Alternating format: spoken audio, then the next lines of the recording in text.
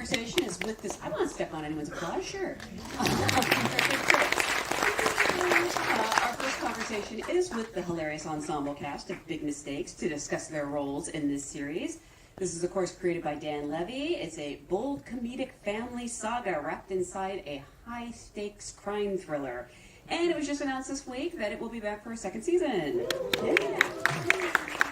The series stars Taylor Ortega as Morgan and Abby Quinn as Natalie, who play two sisters who could not be more different. Jack Innanen plays Max, Morgan's oblivious yet endearing boyfriend, while Boran Kuzum, in his international series debut, stars as Yusuf, the man who reluctantly pulls the deeply incapable Morgan and Nikki into the dangerous world of crime. So I'm so pleased to welcome to the stage, first Abby Quinn, Boran Kuzum, Jack Innanen, and Taylor Ortega.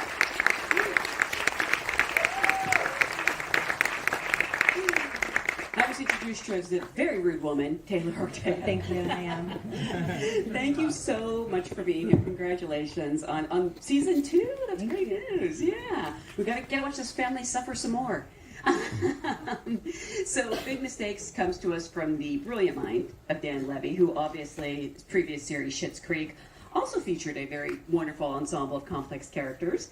How did this project find its way to you, and what were sort of your initial reactions when you heard the story or you read the script? Because it gets dark. Were you anticipating that? I don't know. I know that I read the pilot, the full pilot, before I was cast. And I remember thinking that it would be very fun to shoot and very active, and it felt very close to my personality. And so I was hoping that, when Dan and I met, we had just good chemistry, and luckily I feel that we did, and we just had fun playing the scenes together, and it went very quickly. I felt like I was there for 5 seconds and then I was gone, and just was like, oh, well, he'll call me. So you'd never met Dan before? No, we hadn't met. I later learned that I was for this role, the first person to send an audition. So I was the first tape that they had seen for the role, and then I didn't hear for 6 months, so I kind of had let that dream go. And then they reached back out 6 months later, and I came in, and we read together, and it was very fun. I think we improvised a little. We did a couple scenes. I think he wrote a scene for the audition that ended up being the first scene of the second episode. But at the time, they only had a pilot. So he wrote that, and we had so much fun with it, and I think added to it, and it kind of just became part of the story after that. That's so wild, though, because you're not only auditioning, first of all, with Dan Levy, who's Dan Levy, but that's the guy writing it, and your boss. Yeah. I know. Well, at that point, it wasn't my job. So it kind of is sort of the scariest auditions sometimes. You're like, this could be the whole experience. Yes. So whatever this 10 minutes is, I should just enjoy it because I may never see this person again. That's so healthy. This could be this is the only time I touch this, and then I'm gone. But in this case, that was not the case, which is nice. Jack, what about for you? Sorry, can you... Oh, yeah, no. How did you sort of find out about this project, and what was your reaction when, I don't know if you read the script or just sort of heard the premise? Yeah.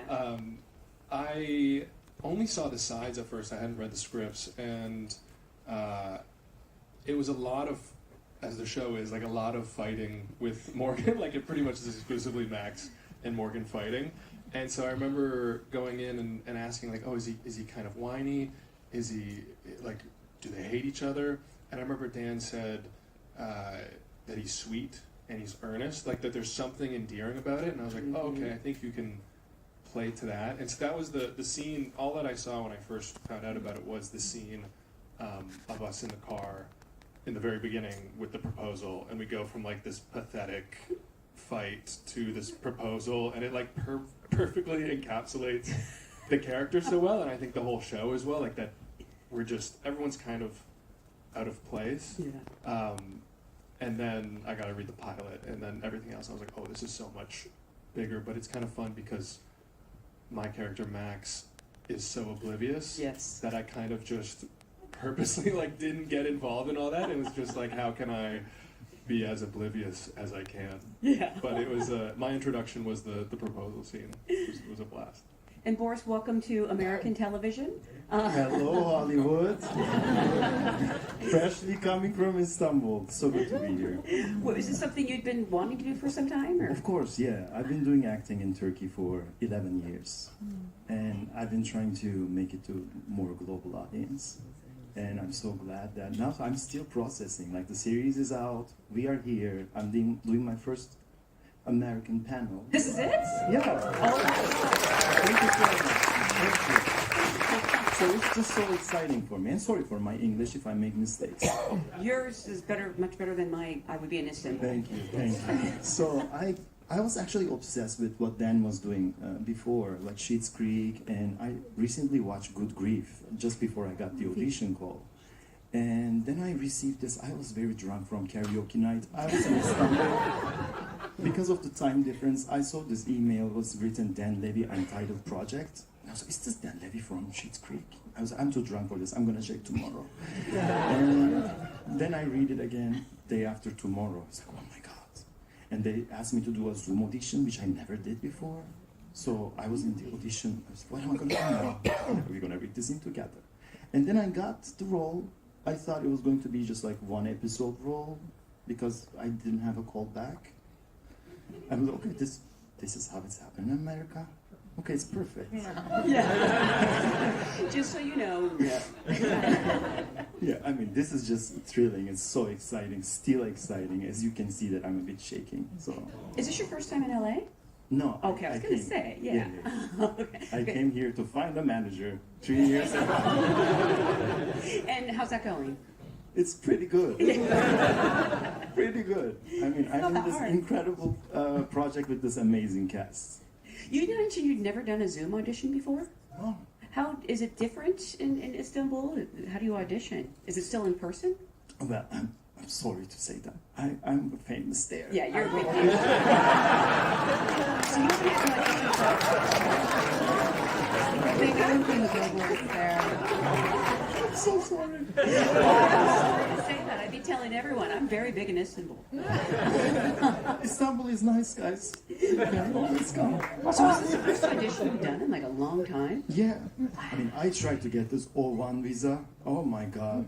It takes forever. And then, before getting the O1 visa, I couldn't audition for anything. Yeah. Wow. Hello, America. Abby, for you? It was a pretty standard audition process. I'm a huge fan of Dan, so when I saw the email, I was kind of freaked out, and I think I had like 2 days to do the tape, and then I, of course, waited until the final hour. And I was doing the tape upstairs in Michigan, where I'm from, and my mom's mahjong group was starting downstairs, and my final scene, my final audition scene is the final scene I have in the show, and it's this like drunken moment, and she's kind of losing her mind, and then I could hear the voices of my mom's friends coming from downstairs, and I just thought I have to do it now or never. So I think that helped me, the pressure of the mahjong group, and and now it's their favorite show. They're all texting me. Yeah, but yeah, at that time I'd only read the pilot, and then after I got the role, I was able to read a couple more, and then the callback was with Taylor and Dan. And part of me, I had the option to pretend like I couldn't fly to New York, and I was so nervous that I thought, I can't, I'm just gonna Zoom. And then luckily I did, because I think I told you, like, my face is gonna get really red. I was prepping Taylor, but it ended up working out, and it was great. And Dan talked about the show for like 30 minutes in the callback to me, and really put me at ease. And yeah, it was great. Well, you know, Morgan and Natalie couldn't be more different as siblings, which is what makes your dynamic. Is that why they sat you so far apart? Yeah. Yeah, I just realized. Writer. How did you sort of build that relationship and chemistry on screen? Did you know each other at all before? No, but we had kind of been, sometimes like our reps, like I've been set up on like play dates sort of with other talent, and before, I guess you had submitted for the role, and you were gonna fly to New York. Yeah. and we were gonna talk, but like I had gotten the job. I don't know that I had done any chem readings yet, and so we got on a Zoom and we talked for like 2 hours, but then we like hadn't talked about the show at all, really, and I didn't think I was helpful at all. But at least, you know, when we were in the room together, we were kind of familiar. And I will say, like, Abby's audition was so different from what anyone else was doing, and it was such a different like read on the character that when she was done, and was still in the room, I like turned to like Dan and Gail, and I was like, I mean, it's gotta be her. I have like no hiring power on the show at all. I'm like, it's her. They're like, well, we have to now, but no, and it is, and it was brilliant. So she owes you 20%. Yeah, and I take it. And I do. Did you feel that chemistry pretty instant? Yes. I mean, we really did talk for 2 hours. I think about reality. Probably. Yeah. And then, no, but I think it did lay groundwork, and then it just kind of happened naturally. We didn't really have to, like, talk it through. I think, the writing. It's kind of in the writing, so it was... But I didn't know what you were going to do. So, Totally. And it was very surprising. Like, that last scene was also a scene that Dan had written on his own for the audition because the series wasn't written yet. There was a pilot. And so he had written that monologue for Abby's character for the sake of the audition, but then, she kind of came in, and I would have read it, like a drunken monologue, and Abby came in and was like sobbing, and it surprised me, it surprised Dan, and like no one else was reading it that way, and they had to go in the show after that. Did you realize you were making a bold choice, or did you think this is what really everyone I didn't know. Now, I think it was the pressure from downstairs that's probably why I first started crying, and then for the callback I was like, well, they liked it, so I'm gonna try it again. And then I remember like dancing with a ghost. I was pretending like I was so drunk that there was a ghost behind me. This is amazing. Then I said I have to get out of here. Yeah. Jack, you mentioned how Max is so unrelentingly positive, even in the face of Morgan's deceptions. Is he really that oblivious, or is he a little more clever than he's letting on? And is it fun to play someone? Because like ignorance is bliss. I think I'd be a happy person if I was playing Max. I think that's a good question. I think he's very oblivious. I don't know how. I think he knows more about how much he's affecting others than he's maybe letting on. Like I think that's something that people I think if you're in a bad relationship, you kind of know you're in a bad relationship, and that's something where like you know that these differences exist, and he's oblivious to a lot with Morgan, as well as like as you find out at the end with the family and just a lot of life that he's ignorant or blissful to. But I think that he knows that he's a burden. I think that's a deep motivating thing for him, is that he knows he's kind of a loser and a burden in certain ways, which is like what's kind of endearing a little bit. Like he's a little bit like this little pet that they have around that's like sweet and like an anchor, but he's like an anchor, and I think he knows that. It's funny you say pet because like he had very much the energy of my dog. I was like, this is like, I don't know if that was any motivation, but sort of like a golden retriever energy. Yeah, I think he's like I know there's like the golden retriever boyfriend stereotype. I think he's not quite as fun to be around as that. So he's like the dog aspect with maybe more of like a over-therapized wine. Yeah. He's got his sadnesses. He knows He's prioritized last. Yeah, but that's who he is. Yeah. He's picked last, but he'll take it. And did you have a chemistry read? Yeah, Oh, we did. wow. We did. Yeah, we did. Jack came in sort of right at the end, and I had watched him on Adults, and I thought he was so funny.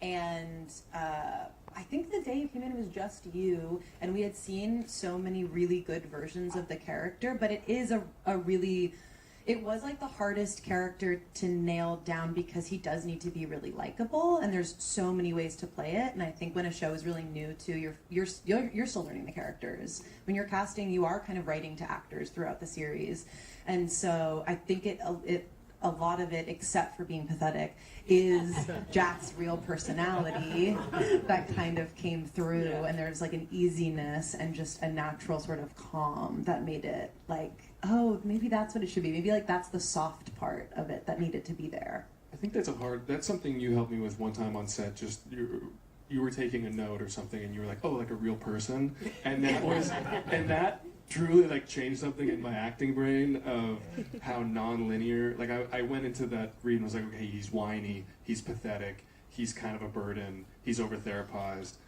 but he's still a guy. And like, who would I be if I definitely have some of those traits? But like, who would I be if those are amplified? Yeah.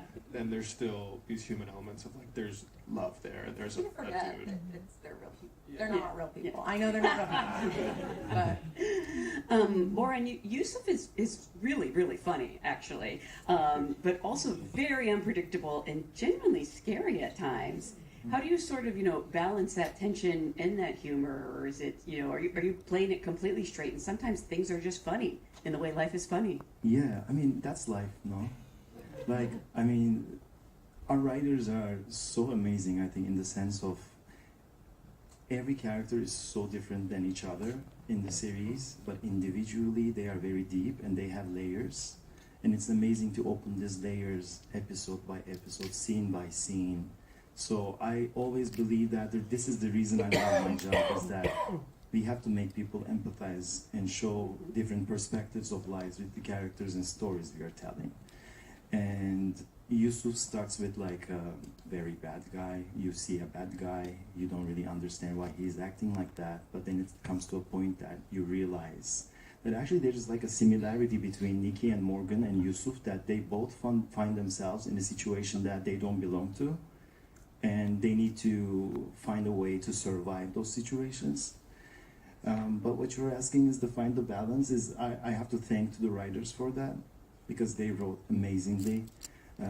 All the characters, and I think it's, for an actor, it's amazing to keep the balance between just, I have to concentrate on the emotional side of the character, and I don't like to be forced into comedy. So when you are just letting yourself to the emotions of the character, and if there's a good script, this natural moments comes out so easily. Also, it's like a ping pong game, like with all the characters we are sharing the scene with. There's nothing worse than forced comedy when someone's trying to be funny. So that you can feel that a mile away. And as you mentioned, Yusuf and Morgan's relationship kind of goes in unexpected directions over the course of the season. Did you know? I don't know if you had all your scripts in advance. Did you know that would be happening, or were you sort of learning about this character? I told you, I thought I was having a one role job, like one episode role. Sorry. That's right. When did you learn it was a bigger part? This episodes were coming. Hey, so none of you knew your character's arcs. no, I read the whole series. I don't know what they're talking about. Something before we went to work, but it was right before we started shooting. It was right before. But yeah, that's crazy. I did not know you were like going to table reads. Not sure. That is so funny. How did you, sort of prepare for this role? I'm not saying that you got a crash course in organized crime or anything, but how do you prepare for that? I was trying to empathize. I come to America to follow my dreams too. I hope I wouldn't end up in a situation like that. But I mean, I try to start from that point actually. Like, I know how it feels. I'm coming from the other side of the world, and doing this job, we need audience. We are nothing without the audience. So it's amazing to reach more cultures and more audiences. And I was always thinking about that. Mm-hmm. And that was my dream. So Yusuf had a dream. He wanted to be a sneaker designer. He came to America to follow his dreams. He would never thought that he was going to end up in this situation. Yeah. I guess. He's a nice person deep down. I can change him. I The rescue. And obviously, you have a fantastic cast. We see Elizabeth Perkins. Abby, your main scene partner is probably Laurie Metcalf, the great Laurie Metcalf, who you not only go head to head with, but you kind of boss her around at times. Totally. I mean, I feel like we were bossing each other around. But I think now that I've watched it, I will catch myself looking at her and I'm like, how dare you look at Lori that way?